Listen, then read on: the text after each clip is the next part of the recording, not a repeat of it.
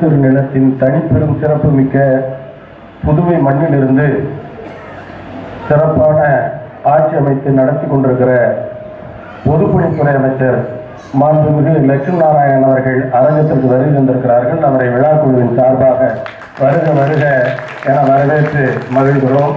அடுத்ததாக சிங்கப்பூரிலிருந்து தமிழுக்கு சிறப்பு சேர்த்துக் கொண்டிருக்கிற அன்புக்குரிய சகோதரர் குழலி புருஷோத்தமன் அவர்கள் சிங்கப்பூரின் மண்ணில் தமிழ் நடத்துவது குறித்து 2 மணித்துளிகள் உரையாற்றுவார்.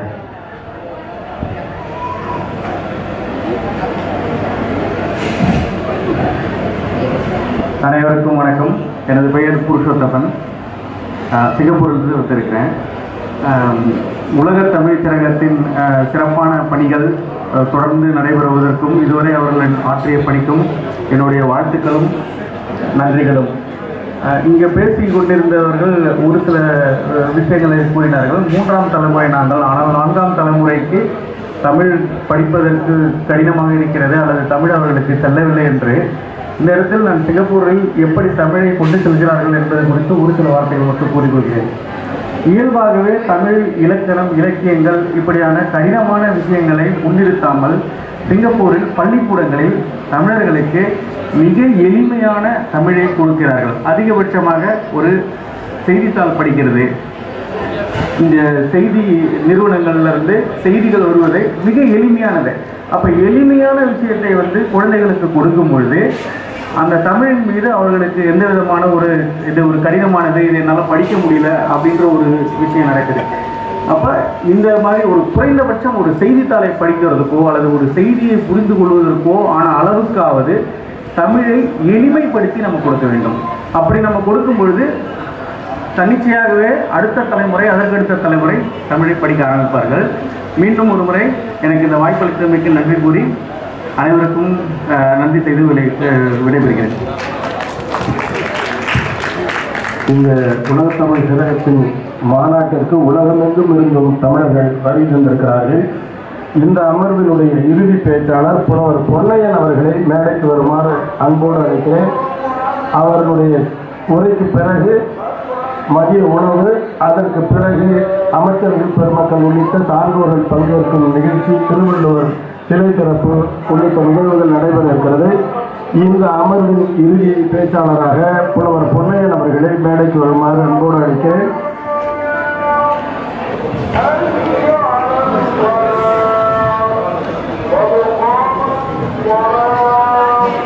மற்றும் செழுந்தமிழர் பாடுகின்ற செய்த குற்றமனம் குணமாக கொள்ளும் குணக்கடை என்று தமிழை பேசி இந்த அரங்கத்துக்கு வருகை தந்திருக்கக்கூடிய அமைச்சர் அவர்களுக்கும், இங்கே இந்த திரையத்தை அமைத்து இங்கு நடத்தி கொண்டிருக்கக்கூடிய பொறுப்பாளர்கள் அனைவர்களுக்கும், இங்கே வந்திருக்கக்கூடிய உலக சொந்தங்கள் அனைவருக்கும் வணக்கத்தை தெரிவித்துக் கொள்கிறேன். இங்கு ஒரு சரியான தலைப்பை பேச விரும்பினா நான் இப்போது வேண்டியதில்லை. இறைவன் பற்றி பேச வேண்டியதானது, ஆனால் தமிழை பற்றி பேசுவோம். தமிழ் தான் இப்போ வேண்டியது. தமிழ் சொன்னது போல தமிழ்நாட்டில் ஒழிக்கப்பட்டு விட்டது. 40,000 பள்ளிகள், தனியார் பள்ளிகள் நடக்கிறது. அது எல்லாவற்றிலுமே ஆங்கில பள்ளி அல்ல. அந்த பள்ளிகளில் பன்மை பள்ளி, ஆங்கிலத்தை பேசக்கூடாது என்று பிள்ளைகளுக்கு தண்டனை விதிக்கிறார்கள். அரசு பள்ளிகள் சரியாக நடைபெறவில்லை. 1000 பள்ளிகளை இடித்து விட்டார்கள். எங்கள் ஊரில் ஒரு பள்ளி இடிக்கப்பட்டு விட்டது. அந்த பள்ளி திரும்ப கட்டவில்லை. பல ஆயிரம் ஆசிரியர்களை நியமிக்கவில்லை. ஆசிரியர்கள் இல்லாமல் இப்பொழுது பள்ளிகள் திண்டாடி கொண்டிருக்கிறது. இந்த ஆளுகிற ஆட்சியானது ஒரு தலைமையை ஏற்றுக்கொண்டு ஆண்டு கொண்டிருக்கிறது. அந்த தலைமை பெரியாருடைய கொள்கை என்னவென்றால்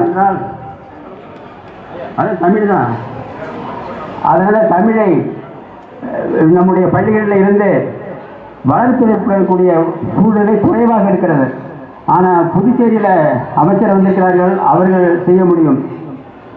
இந்த உலகத்து தமிழர்களுக்கெல்லாம் தமிழ்நாடு முன்னோடியாக இருக்க வேண்டும். தமிழ் அயலகத்தில் இருக்கக்கூடியவர்களுக்கெல்லாம் தமிழை எப்படி கற்பிக்க வேண்டும், எப்படியெல்லாம் உதவ வேண்டும் என்ற ஆலோசனையை கூற முடியும். ஆனால் அது கூற இயலவில்லை. இப்பொழுது சிங்கப்பூரில் இருக்கக்கூடிய தமிழை பற்றி ஐயா பேசினார். இளம் பிள்ளைகளுக்கு எப்படி பேசுவது, எப்படி வீட்டில் பழகுவது என்ற செய்தியெல்லாம் நன்றாக அவர்கள் செய்து கொண்டிருக்கிறார்கள். அதுபோல இங்கு இருக்கக்கூடியவர்கள் என்ன செய்ய வேண்டும் என்றால், நாம் செய்ய வேண்டியது தமிழில் பேச வேண்டும். தமிழர்கள் தமிழ் அல்லாதவர்களிடம் பேசுகிற போது அயல்மொழி பேசலாம், தவறில்லை. ஆனால் தமிழுக்குள்ளே பேசுகிறது, வீட்டில் பெற்றோர்களிடம் பேசுவதெல்லாம் தமிழை பேசலாம். அவ்வாறு பேசுவதன் மூலமாக தமிழை நம்ம வளர்த்தி எடுக்கலாம். இங்கே விழாக்களை பேசுகிற போது இங்கே தமிழர்கள்லாம் கூடியிருக்கிறோம், பிற மொழியில் பேச வேண்டியதில்லை. இப்படியெல்லாம் நீங்கள் கணக்கு பண்ணலாம். அதனால் தமிழை சொன்னது போல் இந்த தமிழ் சிறகம் மேலெடுத்து செல்ல விரும்புகிறது என்ற செய்தி நல்ல ஒரு கொள்கை.